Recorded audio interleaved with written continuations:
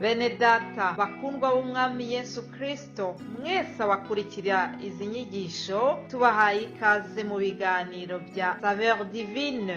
Ibi biganiro mu bitegurirwa n'abavugabutumwa bwiza batandukanye, akaba ari umuhamagaro ugendera ku ijambo ry'Imana byanditse mu gitabo cy'ubutumwa bwiza uko bwanditswe na Matayo ibice 24 umurongo wa 14. Kandi ubutumwa bwiza bw'ubwami buzigishwa mu isi yose ngo bube ubuhamya bwo guhamiriza amahanga yose, nibwo imperuka izahera ko ize. Ibi biganiro mubikurikira ku channel ya YouTube yitwa Saveur Divine. Tubifurije kugubwa neza. Imana Data ari nayo so ibaho umugisha. Ndabaramukije inshuti bakundwa b'umwami wacu Yesu Kristo, muri kumwe na Ntakarutimana Eric mu kiganiro cya Saveur Divine. Nongeye gushima Imana, nongeye kutwemerera muri kino gitondo ko tuganira amajambo yayo. Rero katuganire ku majambo dusanga mu butumwa bwiza bwa Matayo gice cya 25, turi ku murongo wa mbere dushikara ku murongo wa 13. Indanze y'amajambo ivuga ngo umugani w'inkumi 10. Ico gihe ubwami bwo mwijuru buzosa n'inkumi 10 zajanye amatara yazo zija gusanganira umukwe. 5 muri bo bari bijuju, bandi 5 bari abanyabwenge.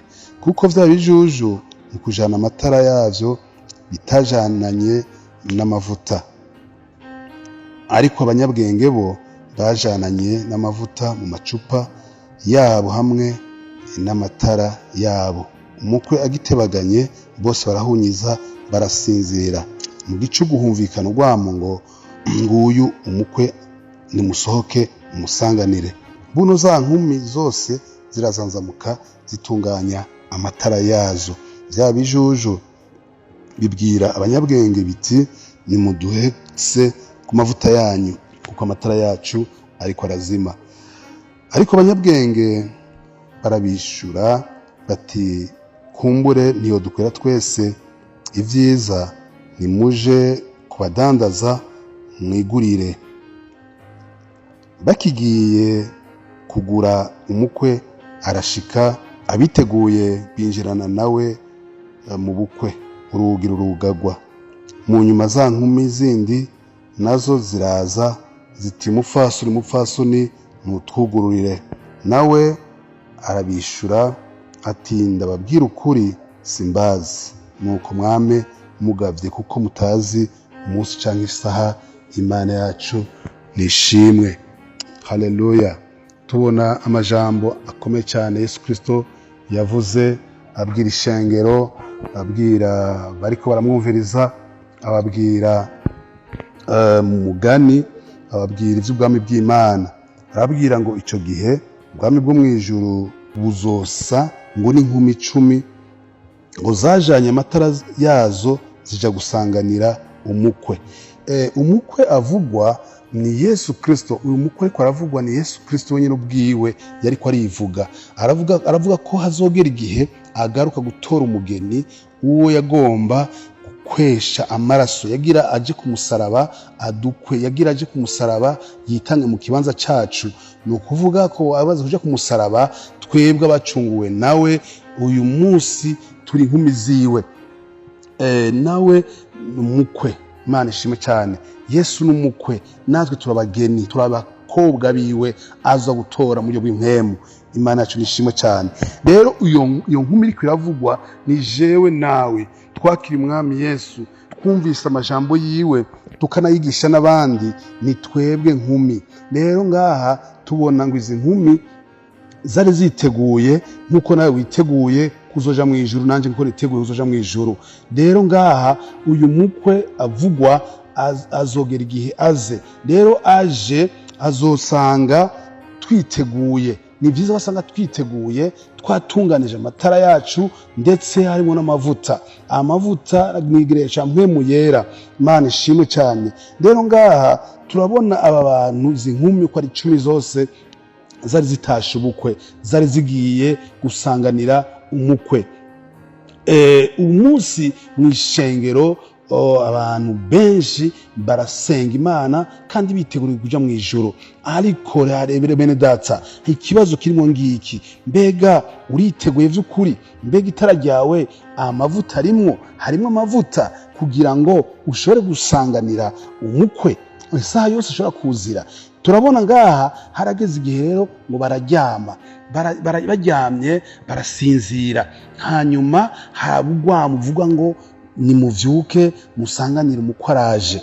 Rero abo bakobwa uko ari 10 bose ngo baca barazanzamuka, bamaze kuvyuka bavyuka kugira ngo bitegure gusanganira umukwe. Turabona 5 baca baradomeka amatara yabo kuko bari biteguye, abandi 5 bari biteguye ariko bidahagije kuko ngo amatara yabo nta mavuta yari afise. Imana idufashe cyane. Birashoboka ko hari umuntu ari mu rusengero, hari umuntu asenga, umuntu avuga n'ubutumwa, ariko ugasanga itara ryiwe rirahari mugabo nta mavuta atunganije kugira ngo umwanya wari wose inzamba ivuze Yesu Kristo aje gutora umugeni wiwe uwo yakoye amaraso, ugasanga ntayumvise, ntamenye yuko yaje, cyakamenye ko yaje mugabo ntabe yiteguye kugira ngo ashobore kumusanganira. Kuko ngaha tubona izi nkumi zose zari ziteguriye iki? Kuja kwakira umukwe. Hanyuma kandi amatara yabo byasaba yuko abafise amavuta. Rero tubona ko hariho 5 bari biteguye by'ukuri, abandi 5 bari biteguye, bandi ntibari biteguye neza, bari biteguye bidahagije, ntibari biteguye ku buryo bushitse kugira ngo bashobore gusanganira umukwe umwanya wose ushobora kuzira. Kandi turabona ko bari bagiye bazi yuko bishoboka ko ashobora kuza mu ijoro, kuko iyo batari bazi ko aza mu ijoro aya matara ntabari gutwara. Rero tubona bagiye batwaye amatara ariko nta mavuta yari arimo. Rero turabona yuko baci babwirwa ngo genda ku baguzi mwigurire, kumbure aya dufise niyo dukwira twese, hamwe twubaha ko niyo dukwira twese. Rero byumvikana ko hazogera igihe Kristo akaza, Kristo agahamagara umugeni wiwe kugira ngo amusanganire, hanyuma agasanga harabititeguye, bakazogera kwitegura, bakagaruka basanga urugi rwugaye. Turabona ko ngo bace bagenda baja kugura kubadandaza amavuta, bagarutse ngo bace basanga urugi rwugawe. Turabona ko hazogera igihe urugi rukugagwa. Rumaze kugagwa bazododora bavuga bati natwe twari twiteguye kugira ngo tukwakire, turagusavye mufasoni mutwugurure, natwe twari twiteguye kugira tugusanganire, kugira ngo tukwakire, kugira ngo natwe tujane nawe mu birori by'umubukwe. Ariko nawe azoca babwira ngo sindabazi, ngo simbazi. Azobabwira ati ni ukuri sindabazi. Turabona amajambo akomeye cyane ku murongo wa 13 yaciye avuga ngo nuko mwame mugavye kuko mutazi umunsi canke isaha. Imana idufashe cyane, twame tugavye kuko tutazi umunsi n'isaha. Haleluya. Rero iri jambo rirakomeye cyane kugira ngo umuntu yame yagavye, nuko itara ryiwe ryama riri kumwe n'amavuta. Haleluya. Nuko twama twiteguye tugavye, amatara yacu arimo amavuta. Ayo mavuta ni mpwemu yera. Mwene data utari kuritegura bihagije, ndakugira inama kuva no munsi cyumva amajambo nawe utangure kwitegura ku buryo buhagije. Mbega mpwemu yera uri nawe? Mbega inzamba yovuga uyu munsi woyumva? Mbega Kristo yoza byashoboka by'ukuri kumusanganira, cyangwa utangura kurondera kwihana no gutungana yamaze gushika? Turabona bababwiwe ngo genda kubadandaza mwigurire, bari bamaze gucererwa, ntibyakunze, baragiye ariko bamaze kugaruka basanga urugi rwugawe. Nawe byoshoboka kubwirwa ngo uje kwitegura, ugatanga kwitegura kandi igihe carenganye, ariko igihe cari iki ko kwitegura, tukihanira kureka, tukitegura bihagije by'ukuri, tukakira umwami Yesu bihagije, tukamwakira atabujyajya burimwo, hanyuma amatara yacu akaba atunganije rimwe n'amavuta, amavuta ari mpwemu yera, mwene data, kugira ngo dushobore gusanganira umukwe.